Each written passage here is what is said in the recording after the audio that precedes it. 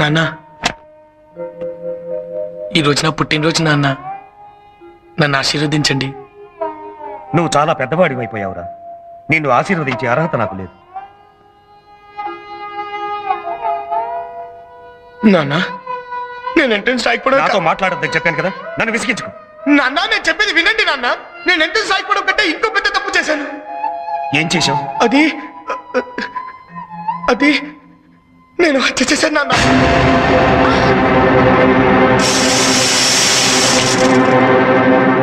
ఏమిట్రా నువ్వు చెప్పేది? అవును నాన్న, నేను హత్య చేశాను నాన్న. ఒక అమ్మాయిని కొంతమంది పాడు చేయడానికి ప్రయత్నిస్తుంటే ఆ అమ్మాయిని కాపాడే ప్రయత్నంలో పొరపాటున ఒకరిని చంపేశాను నాన్న. నువ్వు హత్య చేయడమే విట్రా. అమ్మా అమ్మా ఆదిత్య, లేదు, ఇది అబద్ధం. ఇది అబద్ధం అని చెప్పరా. అబద్ధమైతే బాగుండమ్మా. అమ్మా అమ్మా, ఇది నేను కావాలని చేయలేదమ్మా. ఆ విషయంలో ఏదో అనుకోకుండా చేశానమ్మా. అమ్మా అమ్మా అమ్మా, చెల్లెల మీద ఒట్టమ్మా. ఇది నేను కావాలని చేయలేదమ్మా. అమ్మా, ఏంటంటే అలా ఉండిపోయారు. వాడు ఇది ఆఫీసులో చేశాడంట. వాడిని మా అన్నయ్య గారికి పంపించేద్దామండి. మీరు ఎవరైనా లాయర్తో మాట్లాడండి. అవునా, అన్నయ్య లేలోగైనా కాపాడుకోవాలన్నా. మాట్లాడేమిటండి, మన బిడ్డను ఎలాగైనా రక్షించుకోవాలండి.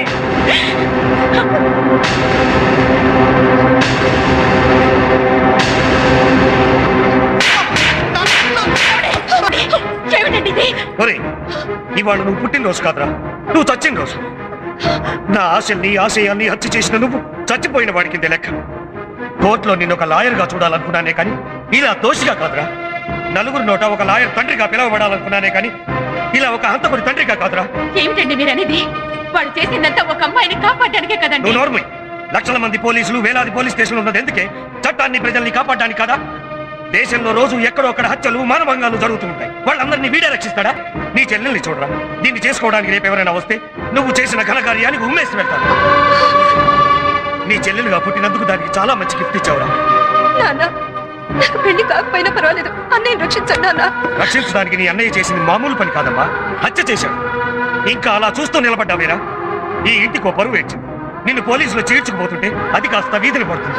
నిన్ను కన్న పాపానికి ఆ ఘోరాన్ని మా కళ్ళతో చూడలేవురా. వెళ్ళి పోలీసులకు లొంగిపో. మా గురించి ఎవరైనా అడిగితే తల్లి తండ్రి చచ్చిపోయిన అనాథనని చెప్పు. మళ్ళీ నీ ముఖం మాకు చూపించు. నాన్న, నేను మీరు చెప్పినట్టే లొంగిపోతాను నాన్న. కానీ నన్ను మళ్ళీ ఇంటికి రావద్దని మాత్రం అనొద్దు నాన్న. మీ అందరినీ చూడకుండా నేను ఉండలేను నాన్న. నాన్న, నాకంత పెద్ద శిక్ష విధించొద్దు నాన్న. నాన్న నాన్న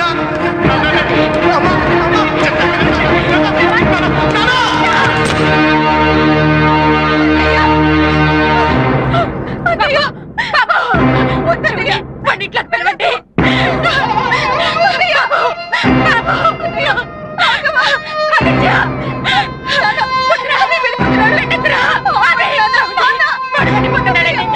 చెప్పండి, వెళ్ళిపోతున్నాడండి బాబు.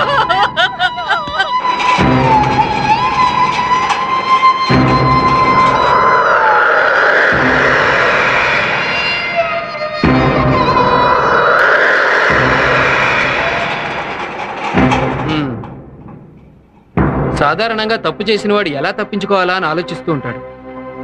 కానీ నువ్వు చేసిన నేరాన్ని నిజాయితీగా ఒప్పుకున్నావు. I appreciate that. మనం వెళ్ళి అమ్మాయి దగ్గర స్టేట్మెంట్ తీసుకుందాం. జీప్తి. Yes sir. నువ్వు హత్య చేసింది ఆ అమ్మాయిని రక్షించడానికి అన్నావు కాబట్టి నీకు శిక్ష తగ్గే అవకాశం కూడా ఉంది. ఆ పైన నీ అదృష్టం. Let's go. మీరు చెప్పేది మా అమ్మాయిని రక్షించబోయి ఇతను హత్య చేయటం ఏమిటి? నేనంతా మా అమ్మాయి ఇంట్లోనే అసలు బయటికే వెళ్ళలేదు సార్. అది ఎవరో రౌడీలు మీ అమ్మాయిని పాడు చేయబోతూ ఉంటే ఇతను వెళ్ళి రక్షించానని చెప్తున్నాడు. రోడ్డు మీద ఎవరో ఏవో మాటలు చెప్తే ఇంటికి వచ్చి అడగడం ఏమిటండి? ఈ విషయం తెలిస్తే నలుగురులోనూ మా పరువేం కావాలి? సార్ ప్లీజ్ సార్, నేను చెప్పేది అబద్ధం కాదు సార్. ఏమిటండి మీరు చెప్పేది?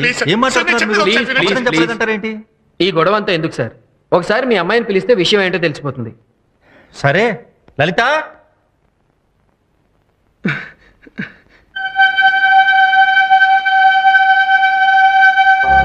ఏమిటమ్మా లలిత, ఇతను నీ గురించి ఏమిటో మాట్లాడుతున్నా. మీరు ఉండండి సార్. ఏమ్మా, ఇతను నీకు తెలుసా? తెలీదు. ఇతని చూడటం ఇదే first time. Sir sir sir లేదు సార్ సార్ అదేంటండి నిన్న మిమ్మల్ని రౌడీలు అలర్ట్ చేస్తుంటే నేనే కదండి వచ్చి రక్షించింది. అప్పుడే కదండి మళ్ళీ చంపేసింది. ప్లీజ్ నిజం చెప్పండి ప్లీజ్. నేను నిజమే చెప్తున్నాను. సార్ లేదు సార్ సార్ ఆ అమ్మాయి అబద్ధం చెప్తుంది సార్. ఏమండి నిజం చెప్పండి ప్లీజ్. ఏరా పోలీస్ అంటే నీకు ఆటలుగా ఉందా? లేదు సార్ సార్ లేదు. కావాలని చేసిన హత్యని కప్పిపుచ్చుకోవడానికి మమ్మల్ని ఇక్కడికి తీసుకొచ్చి ఫోన్లు చేస్తావా? సార్ లేదు సార్. అనవసరంగా మంచివాడు అనుకుని నీకు సర్టిఫికేట్ ఇచ్చాను కదరా. సార్ నడు. సార్ లేదు సార్ సార్. ఆదిత్య అనబడే ఈ ముద్దాయి శేఖర్ను ఉద్దేశపూర్వకంగానే హత్య చేశాడని కోర్టు నమ్ముతూ ఐపీసీ సెక్షన్ 302 ప్రకారం ముద్దాయికి యావజ్జీవ కారాగార శిక్ష విధించడమైనది. నన్ను హైదరాబాద్ జైలు నుంచి వైజాగ్ జైలుకి మార్చారు. ఎంతో ఇష్టమైన నా ఫ్యామిలీకి దూరం అయ్యాను. మా నాన్నగారి కోరిక ప్రకారం లాయర్ని అయితే మళ్ళీ మా ఫ్యామిలీకి దగ్గర అవుతానేమో అనిపించి ఎంత కష్టమైన లా చదవాలనుకున్నాను. Yes I will become a lawyer. I will. ఇక్కడ జైలు సూపరింటెండెంట్ చాలా మంచి వ్యక్తి. నేను లా చదువుకుంటానంటే ముందు ఒప్పుకోలేదు. కానీ నా పట్టుదల చూసి రోజు కాలేజ్కి వెళ్ళి చదువుకోవడానికి కొన్ని కండిషన్స్ మీద స్పెషల్ పర్మిషన్ ఇప్పించారు. అందుకే నేను బయట ఏమీ తినేవాడిని కాదు. సాయంత్రం 6 అయ్యేసరికల్లా జైలుకి వెళ్ళిపోయేవాడిని. అలా సూపరింటెండెంట్ గారి సహకారంతో ఒక ఖైదీనే ఉండి కూడా ఈ కాలేజ్లో చేరి లా చదువుతున్నాను.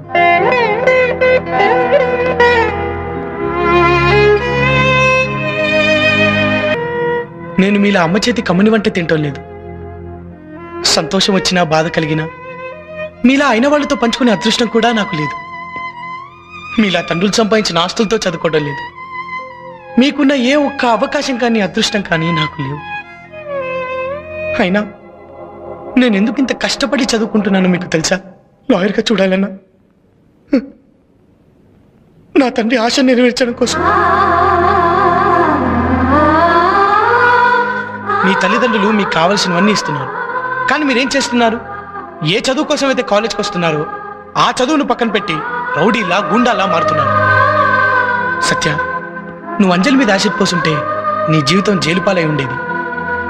ఆవేశంలో చేసిన తప్పుకి నాలా నీ జీవితం కాకూడదని నీ మీద చేసుకున్నాను.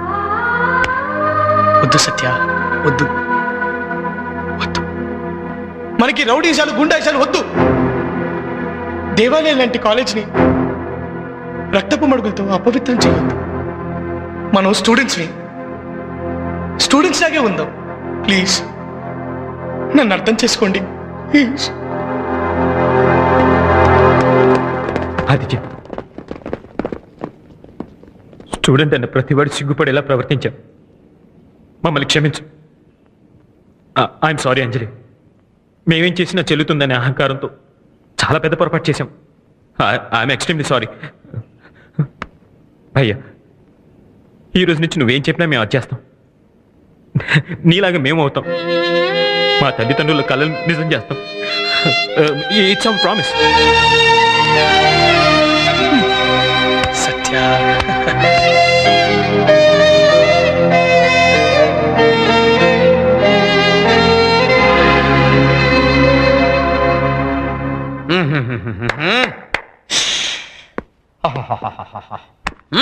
నాలుగు గంటల నుంచి వెయిట్ చేసి తల్లొప్పొచ్చింది కానీ లీకేజ్ సంపై గారు రారేంటి? విఏపీ దగ్గరకు వచ్చినప్పుడు అంతే డాక్టర్ గారు భరించాలి. Control your self. ఏం కంట్రోల్ ఎవరు సెల్ఫ్? తల్లొప్పి భరించాలంటావా?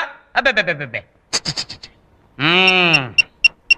హలో, డాక్టర్ సుబ్రహ్మణ్యం అండి.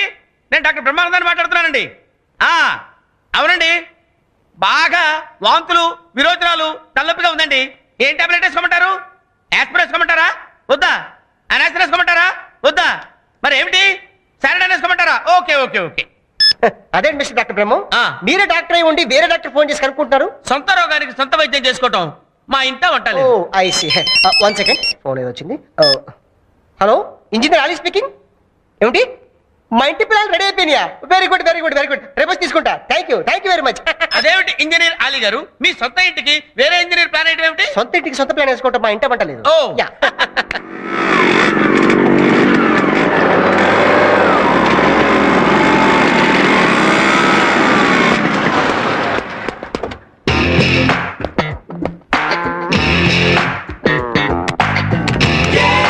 సార్, డాక్టర్ బ్రహ్మం గారు ఇంజనీర్ అలీ గారు మీకోసం 4 గంటల నుంచి వెయిట్ చేస్తున్నారు సార్. చేయనివయ్యా, అది వాళ్ళకి అలవాటే కదా.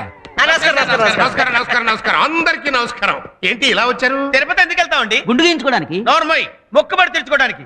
అయ్యా, ఆ రోజు తమరు క్వశ్చన్ పేపర్ లీక్ చేయడం వల్ల నేను సూపర్ డాక్టర్ అయి సూపర్ స్పెషాలిటీ హాస్పిటల్ పెట్టి సూపర్ గా సంపాదించుకుంటున్నాను. రోజుకి ఎంతమందిని చంపుతున్నావు? 1 or none, 2 లేక 3. కుటుంబ నియంత్రణ టైప్ లో జనాభా నియంత్రణ జరుపుతున్నాం అనమాట. అంతా తమరిదయ్యా. అయ్యా ఇదిగో తమరి వాట. అరే మహాప్రసాదం. ఇదిగోండి అయ్యా. పిచ్చుగూడు కూడా కట్టిన రానివ్వండి, మీ పేపర్ లీకేజ్ వల్ల పెద్ద ఇంజనీర్ అయిపోయి పెద్ద పెద్ద అపార్ట్మెంట్ కడుతున్నాను. నువ్వు బిట్టా కడతంటే వట్టా కూలిపోతారేంటగా. గుజరాత్ లో భూకంపం కదా, కొంచెం ఇక్కడ అప్పులాసలే. గుజరాత్ లో భూకంపం వస్తే ఆంధ్రాలో అదురుద్దా నానా? కాస్త అప్పుడప్పుడు ఇసుకలో సిమెంట్ కలపడానికి కూడా ట్రై చేయి. I will try my level best. మీరు చదువుల్లో వీక్ అయినా నేను పేపర్లు లీకేజ్ చేసి మిమ్మల్ని డాక్టర్ని ఇంజనీర్ని చేశాను. కాస్త నా పరువు నిలబెట్టండి రా. అందుకే కదా సార్ తమరు సన్మానం చేద్దామని వచ్చాం. లీకేజ్ లీడర్ సాంబయ్య గారు, లీకేజ్ లీడర్ సాంబయ్య గారు. సార్ తమరు బావమరిదికి ఒరిస్సాలో ఫ్లైఓవర్ కాంట్రాక్ట్ వచ్చింది కదా, అది మన ఇంజనీర్ తో కట్టిస్తే ఎలా ఉంటుందంటారు? వితౌట్ సిమెంట్ కట్టేస్తాను, ప్రామిస్. అప్పుడు కానీ నాకు హార్ట్ అటాక్ రాదు. హార్ట్ అటాక్ కదండి, అది నాకు వదిలేండి, నేను చూస్తా. నిజంగా హార్ట్ అటాక్ వచ్చినట్టుంది. వెళ్దాం కుదరవి. May I come in sir? రండి రాఘవ్ గారు రండి. మీలాంటి సిన్సియర్ ఆఫీసర్ హైదరాబాద్ నుంచి వైజాగ్ ట్రాన్స్ఫర్ అయ్యి రావడం నాకు చాలా సంతోషంగా ఉంది. It's my pleasure. మా యూనివర్సిటీ తరపున I welcome you. Thank you sir. ఈ మధ్య ఎంసెట్ పేపర్స్ లీక్ అయ్యి స్టూడెంట్స్ చాలా ఇబ్బంది పడుతున్నారు. ఈసారి మీరు ఎంసెట్ కమిటీలో ఉన్నారు కాబట్టి ఆ భయం లేదు. ఇంతకీ మీరు ఫ్యామిలీని ఎప్పుడు షిఫ్ట్ చేస్తున్నారు? మంచి ఇంటి కోసం చూస్తున్నాను సార్. దొరికిన వెంటనే షిఫ్ట్ అయిపోతాను.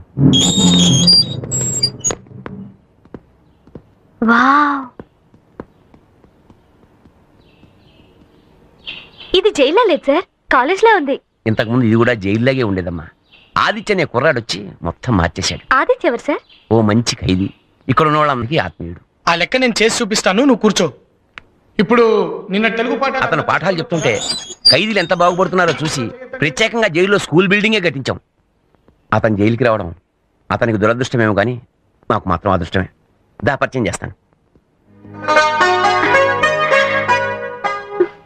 అలాగే 16వ అభ్యాసం లెక్కలన్నీ చేయండి.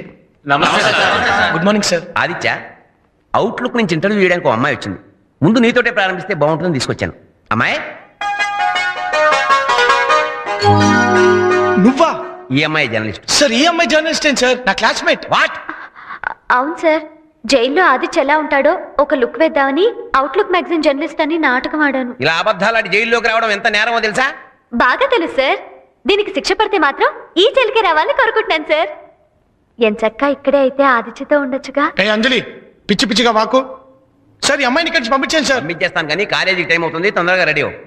ఏ ఆది, నీకోసం మెయిన్ గేట్ దగ్గర వెయిట్ చేస్తాం. ఏంటి బాస్ అమ్మాయి? ఏ చిచ్చి అదేం లేదు. నిజం చెప్పాసు. అరే అలాంటిదేం లేదన్నా. అయ్యో అలాంటిదేం లేదు. ఇదిగో దొంగ జర్నలిస్టు. సార్ అయితే నువ్వు మావాడిని ప్రేమిస్తున్నావు అనమాట. సార్ మావాడు నిన్ను ప్రేమించట్లేదన్నమాట. No sir. అసలు ప్రేమించిన వాడి కోసం శిక్ష పడుతుందని తెలిసి కూడా జైలుకి వచ్చావంటేనే నీ ప్రేమ ఎంత స్ట్రాంగో అర్థమైపోతుంది. Thank you sir. నువ్వు ఇలాగే ప్రొసీడ్ అయిపో. ఏదో రోజున మావాడు కూడా లవ్ లోనో గివ్లోనో పడతాడు.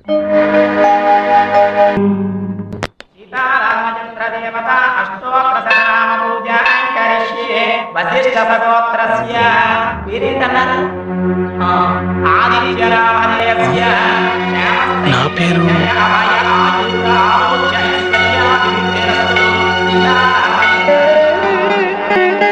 చెల్లెమ్మా. స్వామి, మా అన్నయ్య తొందరగా వచ్చేటట్లు చూడు స్వామి. చెల్లెమ్మా.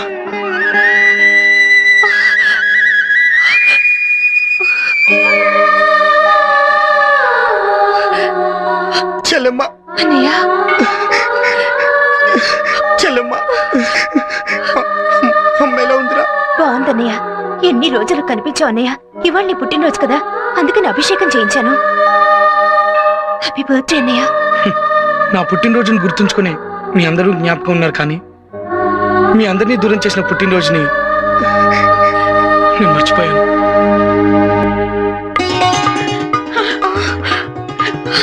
ఎంత శుభవార్త చెప్పావమ్మా. ఏ పుట్టినరోజు నాడైతే వాడు మనకు దూరం అయ్యాడు, అన్నీ అదే పుట్టినరోజు. వాడు ఎక్కడున్నాడో తెలిసింది. అమ్మా, వెంటనే నేను వాడిని చూడాలమ్మా. లక్ష్మి, వంట అయిందా? అయిపోతుందండి, 10 నిమిషాలు అయిపోతుంది. త్వరగా చేయమ్మా. నిన్ను తీసుకొస్తానని అన్నయ్యకి చెప్పాను. నాన్నకు తెలియకుండా త్వరగా వెళ్దామమ్మా. అలాగేనమ్మా.